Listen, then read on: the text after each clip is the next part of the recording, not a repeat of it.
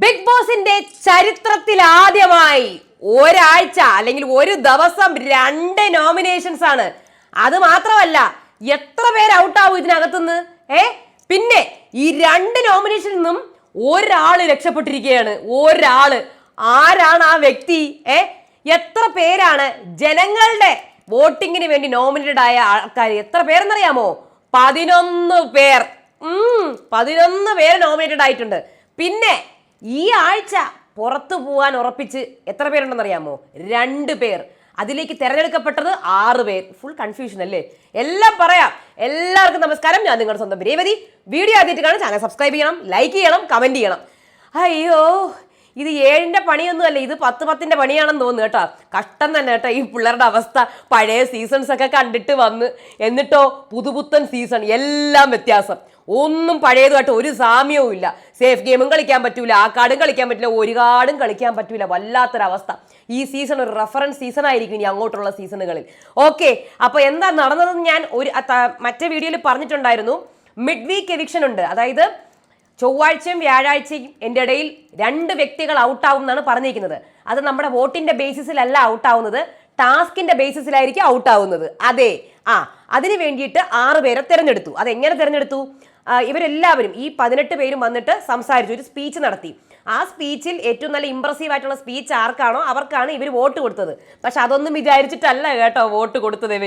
ഇവര് നോമിനേഷൻസ് എന്നൊക്കെ വിചാരിച്ചങ്ങ് കൊടുത്തതാണ്. പക്ഷെ ഈ സംഭവം ഈ മിഡ് വീക്ക് എവിഷൻ എന്ന് പറയുന്നത് ശരിക്കും പറഞ്ഞാൽ കഴിഞ്ഞ ആഴ്ച പുകഞ്ഞ കൊള്ളി പുറത്തെന്ന് പറഞ്ഞൊരു ടാസ്ക് നടന്നില്ലേ, അതിലവരെ ഔട്ടാക്കാൻ പറ്റുമായിരുന്നല്ലോ അല്ലേ? അപ്പൊ അതേപോലത്തെ വേറൊരു ടാസ്ക് ആണിത്. പക്ഷെ ഈ ടാസ്കിൽ എന്തായാലും എവിക്ഷൻ ഉണ്ടാവും എന്ന് ഉറപ്പിച്ചാണ് ബിഗ് ബോസ് പറഞ്ഞിരിക്കുന്നത്. 2 പേരെങ്കിലും പുറത്താവും എന്ന് പറഞ്ഞിട്ടുണ്ട്. അങ്ങനെ ഈ വീട്ടുകാരെല്ലാവരും കൂടെ ചേർന്ന് 6 പേരെ തെരഞ്ഞെടുത്തു. എല്ലാവരും മനസമാധാനത്തോടെ ഇരിക്കുകയായിരുന്നു. ഈ 6 പേരുടെ പേരുകൾ ഞാൻ ഒന്നും കൂടെ പറയാം. അതായത് മിഡ് വീക്ക് എവിക്ഷന് വേണ്ടി പോകുന്ന 6 പേർ. അനീഷിനാണ് ഏറ്റവും കൂടുതൽ വോട്ട് കിട്ടിയത്, 15 വോട്ട്. ഉനീലിന് സെക്കൻഡ്, സരിക, രേണു, റെന, ശാരിക. ഇങ്ങനെയാണ്, ഇത്രയും പേരാണ്, ഈ 6 പേരാണ് നമ്മുടെ മിഡ് വീക്ക് എവിക്ഷന് പോകുന്ന ആൾക്കാർ. അപ്പം ഇത് സത്യം പറഞ്ഞാൽ ഇവർ വിചാരിച്ച നോമിനേഷന്റെ ഭാഗം എന്തായാലും ഇവർ പൊക്കോളും എന്ന് വിചാരിച്ച സമാധാനത്തിൽ ഇരിക്കുമ്പോഴാണ് ബിഗ് ബോസ് പറഞ്ഞത് ഇനി നമുക്ക് നോമിനേഷൻ പ്രക്രിയയിലേക്ക് കടക്കാം. ഓൾറെഡി 4-5 മണിക്കൂറായി തുടങ്ങിയിട്ട്. ഇനി നോമിനേഷൻ പ്രക്രിയ. അതെ, അപ്പൊ ഇവരും വിചാരിച്ച് എന്നാ പിന്നെ ഈ 6 പേർക്കും കൂടെ അങ്ങ് വോട്ടും കൂടെ ചെയ്തേക്കാം. അപ്പൊ പിന്നെ അവര് തന്നെ ഇതിൽ പോയില്ലെങ്കിൽ ആ നോമിനേഷനിൽ അങ്ങ് എല്ലാം തട്ടിപ്പൊക്കോളും എന്ന് വിചാരിച്ചു കേട്ടാ. അപ്പൊ ബിഗ് ബോസ് പറയാണ്, നോ, ഈ 6 പേരെയും നിങ്ങൾക്ക് നോമിനേറ്റ് ചെയ്യാനേ പറ്റത്തില്ല. ഈ 6 പേര് വേറെ. സത്യം പറഞ്ഞാൽ അവർ ഈ ടാസ്കിൽ നിന്ന് അവർ ജയിച്ചാൽ അവർ ഈ ആഴ്ചത്തെ നോമിനേഷനിൽ നിന്ന് രക്ഷപ്പെടും. ഈ 6 പേര് മനസ്സിലായില്ലേ? ഈ ടാസ്കിൽ അവർ തോറ്റാൽ ഈ ആഴ്ച മിഡ് വീക്കിൽ ഇതിൽ 2 പേര് പുറത്താവും. അതാണ് ഈ 6 പേരുടെ ഇപ്പോഴത്തെ അവര് നില. മനസ്സിലായ? ഇങ്ങനെയാണ് ഈ 6 പേര്. ഒന്നും കൂടെ ഞാൻ വായിക്കാം. 6 പേര്: അനീഷ്, ഒനീൽ, സരിക, കലാഭവൻ സരിക, രേണു, റെന, ശാരിക. ഈ 6 പേര്. ഇനി അടുത്ത നോമിനേഷൻസ്. ഇനി ഈ 6 പേർക്കും കൂടി എല്ലാവർക്കും കൂടി ഓരോരോ കണ്ണട കൊടുത്തിട്ടുണ്ട്. മറ്റേ കൊള്ളക്കാരുടെ കണ്ണട പോലെ ഒരു കണ്ണ് അടഞ്ഞിരിക്കും, ഒരു കണ്ണ് തുറന്നിരിക്കുന്ന പോലത്തെ കണ്ണട. ബിഗ് ബോസ് വീട്ടിൽ ആദ്യമായിട്ട് കണ്ണടയൊന്നും ഉപയോഗിക്കാൻ പാടില്ലെന്നല്ലേ പറയാം. ബിഗ് ബോസ് വീട്ടിൽ ആദ്യമായിട്ട് ഇങ്ങനെ ഒരു കണ്ണടയും കൊണ്ട് ഇവർ നടക്കണം. അതും എവിക്ഷൻ വരെ, മിഡ് വീക്ക് എവിക്ഷൻ വരെ, വ്യാഴാഴ്ച വരെ കൊണ്ട് നടക്കണം എന്നാണ് തോന്നുന്നത്. ചരിത്രത്തിൽ ആദ്യമായിട്ടാണ് ഇങ്ങനെ ഒരു സംഭവം. ഇനി നോമിനേഷൻസ്, സാധാരണ നോമിനേഷൻസ്. അപ്പോൾ ഇവരെയൊക്കെ നോമിനേറ്റ് ചെയ്യാന്ന് വിചാരിച്ചു. പക്ഷേ ഈ 6 പേരെയും ഇവർക്ക് നോമിനേറ്റ് ചെയ്യാനേ പറ്റില്ല.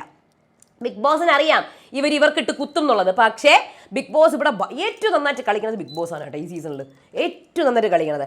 അങ്ങനെ നോമിനേഷൻ സ്റ്റാർട്ട് ചെയ്യാണ്. ശരത്ത്, നമ്മുടെ അപ്പാനി ശരത്ത് വന്നിട്ട് പറയുന്നത് ശൈത്യയുടെയും നിവീൻ്റെയും പേരാണ്, നോട്ട് ആക്റ്റീവ് എന്ന് പറഞ്ഞിട്ട്. രേണു വന്ന് പറയുന്നത് ജിസേലിൻ്റെ പേരാണ്. കാര്യം റൂൾ ബ്രേക്ക്. ഒരുപാട് പേര് ജിസേലിൻ്റെ റൂൾ ബ്രേക്കിൻ്റെ പേരിലാണ് അറിയപ്പെടുന്ന. കാര്യം പുള്ളിക്കാർ റൂൾ ബ്രേക്ക് ചെയ്യുന്നുണ്ട്. അത് കഴിഞ്ഞ് ശരത്തിനെ പറയുന്നുണ്ട് രേണു ഗ്രൂപ്പിസത്തിന്റെ പേരിൽ. ശൈത്യ വന്നിട്ട് ജിസേലിനെ തന്നെ പറയുന്നുണ്ട് ഡബിൾ മീനിങ് ടോക്ക് ഒക്കെ ചെയ്യുന്നുണ്ടെന്ന്. അതേപോലെ തന്നെ ആദിലെ നൂറേനെയും പറയുന്നുണ്ട് പേഴ്സണൽ ഗ്രഡ്ജ് വെച്ച് പെരുമാറുന്നുണ്ട്. ആദിലെ നൂറേയും വന്നിട്ട് ആര്യനെതിരെ വോട്ട് ചെയ്യുകയാണ്, അതേപോലെ ജിസേലിനെതിരെയും വോട്ട് ചെയ്യുകയാണ്.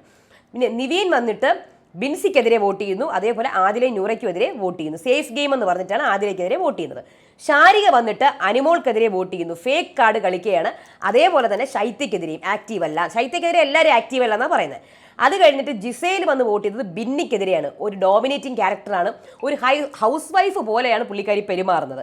പിന്നെ റെന വന്നിട്ട് ബിൻസീനെയാണ് വോട്ട് ചെയ്യുന്നത്. ഫേക്കാണ്, ഷുഗർ കോട്ടിങ് ചെയ്തിട്ട് നിൽക്കും, പിന്നെ പണി തരും എന്നുള്ള രീതിയിൽ.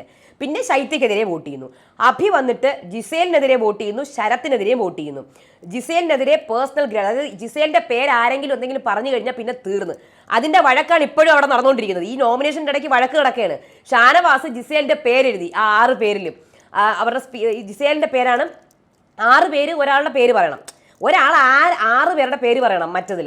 അപ്പോൾ അതിൽ ഒരു പേര് ജിസേലിൻ്റെ ആയിരുന്നു ഷാനവാസ് പറഞ്ഞത്. അപ്പോൾ പിന്നെ ജിസേലിന് ഭയങ്കര ദേഷ്യമായി. അവിടെ ആര്യനും ജിസേലും ഷാനവാസും കൂടെ വഴക്ക് കിടക്കുന്നുണ്ടായിരുന്നു.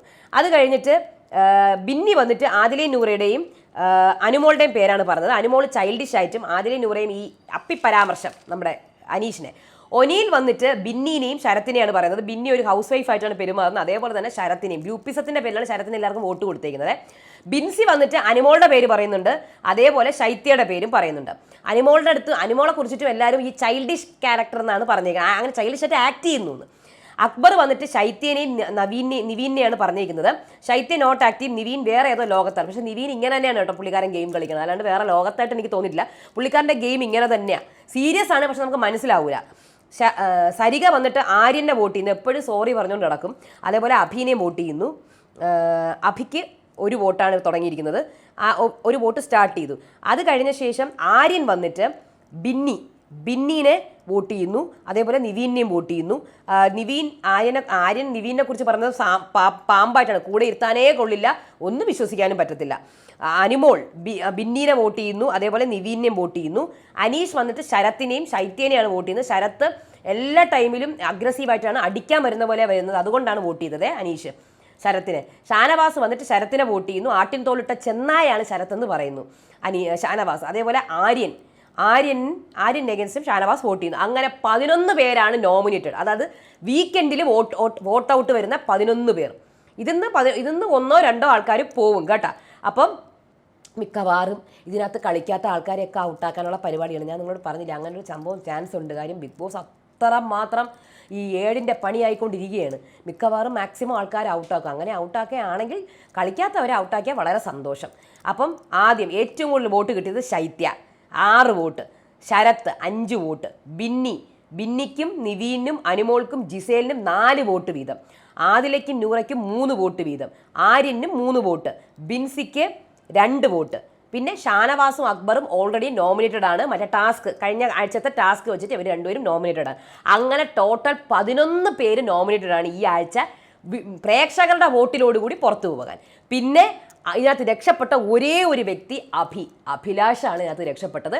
അപ്പുറത്തൊന്നും 6 പേരിലും ഇല്ല, ഇപ്പുറത്തും നോമിനേറ്റഡും അല്ല. പുള്ളിക്കാരൻ രക്ഷപ്പെട്ടു എന്ന് വേണം പറയാൻ. ഒരു ടെൻഷനും വേണ്ട. പക്ഷെ അതും വിചാരിച്ചുകൊണ്ട് കളിക്കാതിരുന്ന് കഴിഞ്ഞാൽ ഏതെങ്കിലും ഒരു നോമിനേഷനിൽ വന്നാൽ ഔട്ടാവും, ഉറപ്പാണ്. അപ്പോൾ അതുകൊണ്ട് അഭിലാഷ് കളിക്കുന്നതായിരിക്കും നല്ലത്. അപ്പം ടോട്ടലി ഇപ്രാവശ്യം ഈ ആഴ്ച ഭയങ്കര നമ്മളിങ്ങനെ മുൾമുനയിൽ നിർത്തുന്ന ആഴ്ചയായിരിക്കും ഈ ആഴ്ച. എന്താണ് സംഭവിക്കുന്നത്, എന്തായിരിക്കും അവർക്ക് കൊടുക്കുന്ന ടാസ്ക്, നാളെ അറിയാൻ പറ്റും ഈ 6 പേർക്ക് കൊടുക്കുന്ന ടാസ്ക് എന്താണെന്ന്.